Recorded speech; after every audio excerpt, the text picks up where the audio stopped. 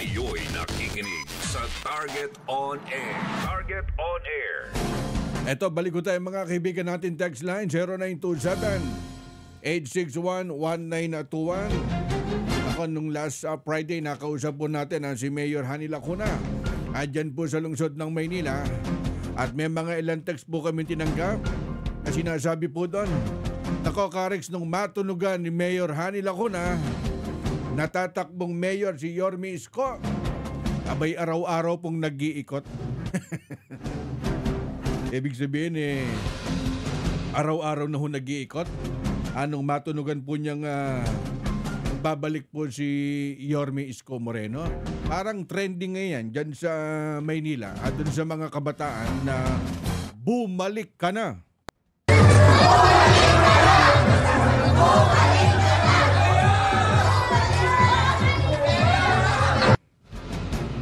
Di ba't kamakilan na naglabas po ng survey mga kaibigan ng Okta Research dyan sa lungsod ng Maynila, yung mga tatakbong mayor.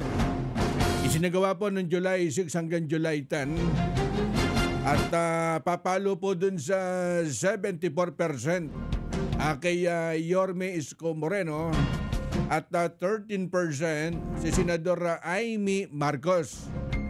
At napakababa po, kumbaga 6%, yung kasalukuyang nakaupong mayor na si Hani Lacuna at 5% naman po mga kaibigan si Vice Mayor Yul Serbo at 1% naman ang nakuha ng dating senador na si Manny Villar. Para bang napakaingay na ng labanan dyan sa lungsod po ng Maynila. At sa pulong makausap po namin kamakailan si Dr. Mayor Hani Lacuna. Nako, napakaraming mga text pong pinadala dito. Eto, pasadaan muna natin yung ilang comment Sabi niya, Karex, panahon na para ibalik si Isko Moreno. Masyado nang madilim ang lungsod ng Maynila. Bakit brand out ba sa pamumuno ni Mayor Hani Lacuna? Karex, ang pagkakaalam ko, taga Blumentritt ako, napakalaki ng utang na loob ni Yorme Isko Moreno kay dating Vice Mayor Danny Lacuna at yan po naging mentor sa politika at yan din po nagpaaral kay Isko. Ang tatay po ni Mayor Hani Lacuna na si dating Vice Mayor Danny Lacuna, kabisado po nila natural, taga lungsod po ng Maynila. Dapat nang bumalik, Karex, si Mayor Isko Moreno. Masyado nang napabayaan ang Maynila. Ganon? Teka, wala pang isang term si Dr. Hani Lacuna dyan sa lungsod ng Maynila. Pero doon sa paglabas po ng Okta Research, abay napakalaking implikasyon niya doon po sa nakaupo. Bakit kamo? 6% doon sa 74%. Parang ang hirap habulin nun. Kasi may mga binubuo na rin pong grupo o team po dyan sa Maynila, mga kaibigan. Kapag naglaban po yung dalawa, magkakaalaman po yan dyan sa lungsod ng Maynila. Mukhang pinaiikot na po yung baso. Dyan sa kampo ho ni Yorme Isko Moreno, Magkakaalaman po yan kasi dyan sa survey na yan, yan ang magiging biometro, di ba? May nabasa nga ako sa isang social media na nakapost na ang pagkakaibigan ay nagtatapos kapag ang pinag-usapan ay ang kapakanan ng taong bayan.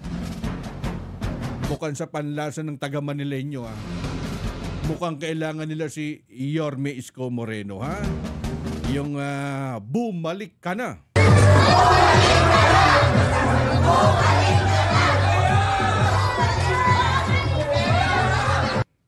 Text line 0927-861-1921 at siguro mamaya pasadaan po natin yung mga ilang comment. Ang bahaging ito ay hatid sa inyo ng Philippine Rural Electric Cooperatives Association Incorporated. Sa PhilReca, protektado ka.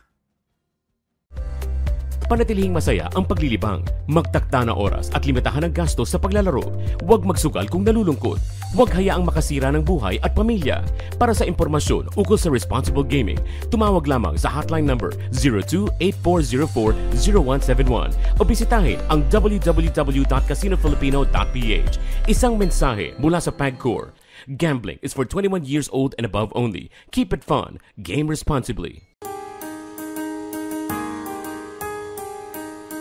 Hindi umuurong sa pagtulong, kawang-gawa sa lahat sinusulong. PCSO, PCSO. Hindi umuurong sa pagtulong ang PCSO.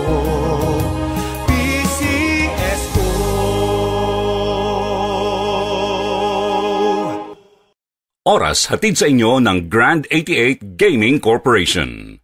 Ang bahaging ito ay hatid sa inyo ng Philippine Rural Electric Cooperatives Association Incorporated. Sa PhilReca, protektado ka. Sumainyo ang isa na namang makabuluhang edisyon ng Target On Air. Kasama si Rex Kayanong. Abangan muli bukas alas 3 hanggang alas 4 ng hapon. Kung salot ka sa bayan, ikaw ang isusunod ni Rex Kayanong na Target On Air. Nangunguna sa balita, impormasyon, musika, komentaryo at serbisyo publiko. Ito ang DZME 1530. Una sa kanan, ang himpilang may paninindigan.